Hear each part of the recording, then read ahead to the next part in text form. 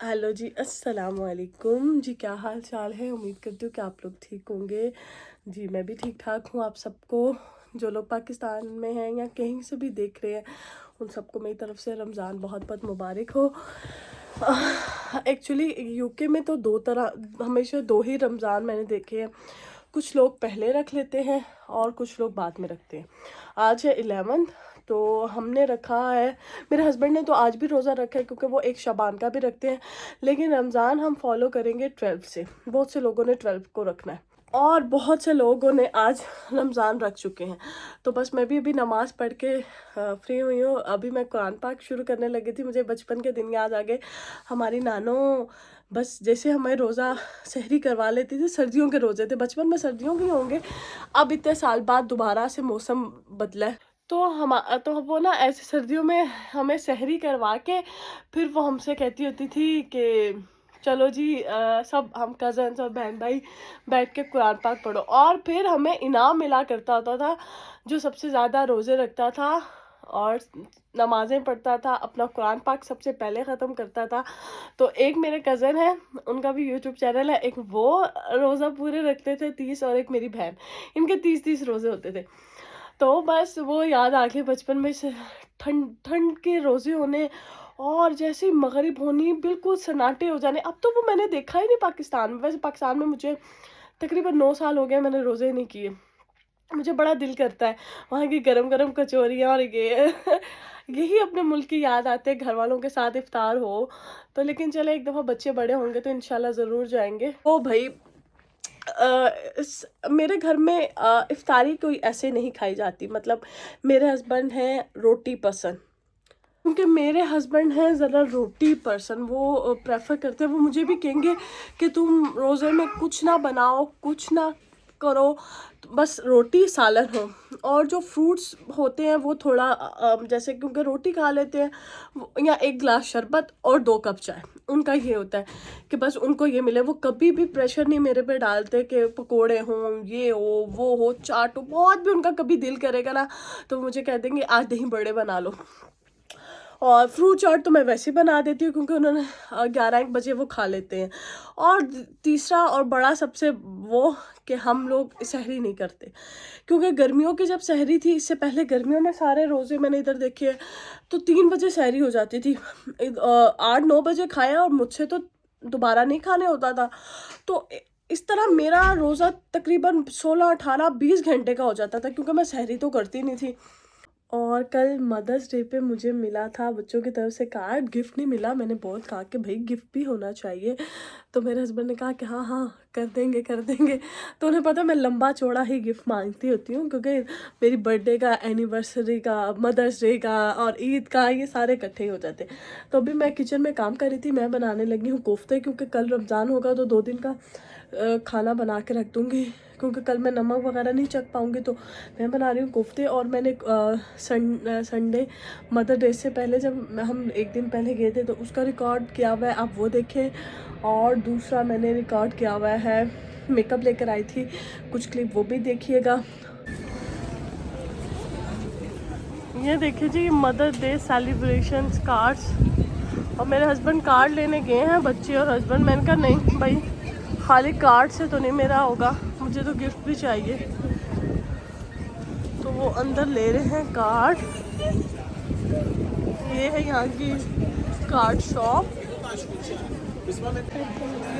ये देखिए जी, मैं आई हूँ अपने बच्चों के साथ मदर डे सेलिब्रेशन पे, प्री मदर डे, क्योंकि कल संडे को है। तो आज आए हैं और पहले KFC खा के बच्चों को लेकर आती हूँ ये डिज़र्ट खिलाने, बट वो फिर उनसे खाया नहीं जाता। तो आज पहले मैंने कहा डिज़र्ट खा लो, क्योंकि फिर वो उनका हमेशा रह जाता है, और फिर बाद में ये खा ले। तो वही बेटी का वॉफर और मैक्रोन्स आता है, तो मैं आपको दिखाती हूँ। और ये देखिए, ये बहुत एक्साइटेड है। इनकी तबीयत नहीं थी पर फिर भी okay. Zaira sit down properly. ये वॉफल आ गया और मैक्रोन्स आ रहे हैं मेरा ख्याल है। और जी ये आ गए मैक्रोन्स, ये जी ये आ गए macarons. Zaira have it. Hello जी, अस्सलामु अलैकुम, welcome to back another vlog. आज मैं व्लॉग एक वीक के बाद कैमरा उठा के शुरू की है, क्योंकि बस दिल ही नहीं था और कुछ ऐसी ख़ास रूटीन नहीं थी। इवन कल ये जो संडे गुजरा है, इस संडे को फिर मेरे घर पे दावत थी, मेहमान आए हुए थे, तो मैंने कुछ रिकॉर्ड नहीं किया। मैंने कहा होंगे कि अब दावतों के ही व्लॉग है जी, तो बस कुछ भी रिकॉर्ड नहीं किया। बस आज मंडे था, आज मुझे अपनी कुछ चीज़ें लेनी थी। मेरा कुछ लास्ट वीक पाकिस्तान से मेरे कुछ 1-2 सूट भी आए थे, नहीं 4 सूट आए थे, 1-2 नहीं। वो मैंने सिर्फ एज अ टेस्टर मंगवाए थे कि मेरा जो टेलर मेजरमेंट है वो ठीक है कि नहीं। तो बस फिर मैं सुबह आज गई सुपर ट्रक पे, बूट्स पे, अच्छा जी, और फिर मैं गई बूट्स पे और मैं गई सुपर ड्रग पे, कुछ चीज़ें लेकर आई। तो चले जी, मैंने कहा अभी मैंने ऐसे ही ला के रखी थी, मैंने कहा दिखा के करती हूँ। अभी मैं बस आपको शॉल में नज़र आ रही हूँ, क्योंकि बस मगरिब का टाइम होने वाला है। तो मैंने कहा वज़ू के बाद एक ही बार स्किन केयर करूँगी। ये मेरा ख़त्म हुआ था मॉइस्चराइज़र, मैं दिखाती हूँ आपको। ये देखें, ये मेरा ख़त्म हुआ था मॉइस्चराइज़र। अब ये महंगा हो गया, पहले तो मैंने 3x2 पे लिया था, लेकिन मैं अब देखूँगी अगर ये अब 3x2 पे हुआ तो मैं ये 2-3 चीज़ें लेके रख लूँगी। ये इजी, ये मुझे मिला है 14.99, मतलब 15 पाउंड का। ये मुझे मिला है 13 पाउंड का। ये मैंने इस दफ़ा दूसरा वाला सीरम लिया है। पहले मेरा ब्लू वाला था, वो भी स्किन बैरियर था, लेकिन ये भी मैंने कहा दूसरा, इसमें ये डे और नाइट दोनों है। ये मैंने सिर्फ डे AM वाली ली है। और ये फिर मैं बूट्स पे गई और ये मैंने लिया आईब्रो टैटू। मैंने कहा ये ट्राई करती हूँ, ट्राई किया ज़रा। अभी मैं दोबारा एक दफ़ा आपको जूम करके दिखाती हूँ। और ये थी 3x2। ये मैंने जब बूट्स पे ली तो ये 12.99 की थी, 13 पाउंड की थी, इवन महंगी थी। मैं जब वहाँ पे ये वाला शेड नहीं था बूट्स पे। जब मैं वहाँ पे गई, उन्होंने बताया कि उनके पास ऑफ़र नहीं था 3x2 का। तो ये मैंने एक ले ली और एक मैंने ले ली। मैंने कहा एक मैं अपनी बहन को दे दूँगी। ये फुल कवरेज तो नहीं है, लेकिन इसका ग्लो बहुत अच्छा है। आप फुल कवरेज करके तो एक एज अ लेयर आप इस पे लगा सकते हैं, या फिर आप बहुत डे टाइम पे लगाना चाहते हैं, यूनिवर्सिटी गोइंग या ऑफिस, बिल्कुल हल्का सा, बिल्कुल सटन सा एक आपके ऊपर ग्लो आ जाता है, लेकिन फुल कवरेज बिल्कुल भी नहीं है। ये है असिस्टेड एंटी एज।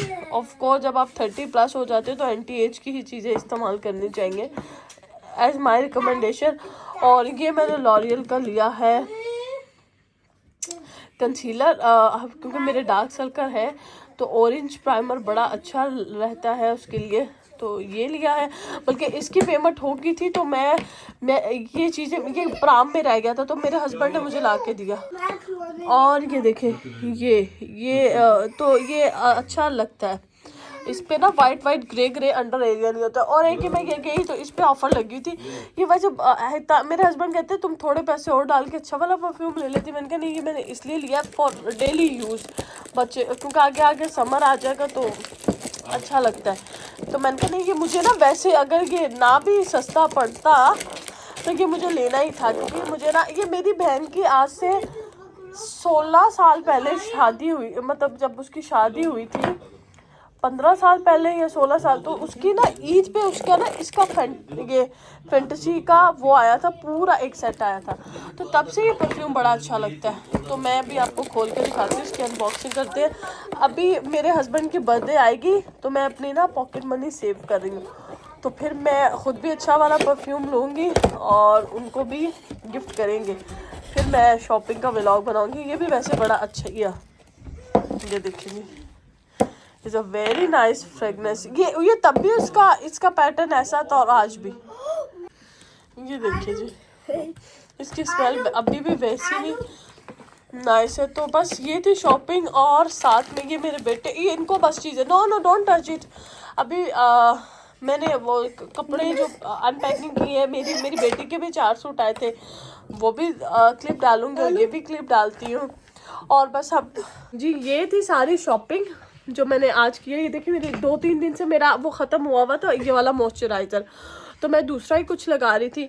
तो अभी जाके हिम्मत करके ज़रा दिल निकालना पड़ता है ऐसी शॉपिंग के लिए ज़रा मुझे, वरना मैं हस्बैंड को कहती कि आप मेरे साथ शॉप पे चले, ये जा नहीं रहे थे।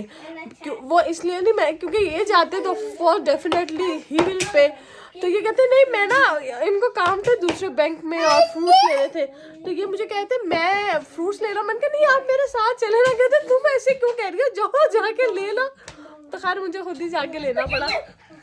तो ये चीज़ें थी, ये देखे ना मेरा अंडर आई ना बहुत डार्क सर्कल है, ये डार्क स्पॉट, ये तो उसके लिए ये ऑरेंज कंसीलर बहुत अच्छा रहता है। तो बस ये लगाऊंगी, और इसको मैंने लगा लिया उससे पहले, वजू से पहले मैंने इसको लगाया था। इसका फुल कवरेज नहीं है, बट हाँ एक बहुत अच्छा सा एक ग्लो सा आ जाता है। लेकिन अगर आपने नीचे फुल बेस लगाई हो तो फिर आप इसको यूज़ कर सकते हैं।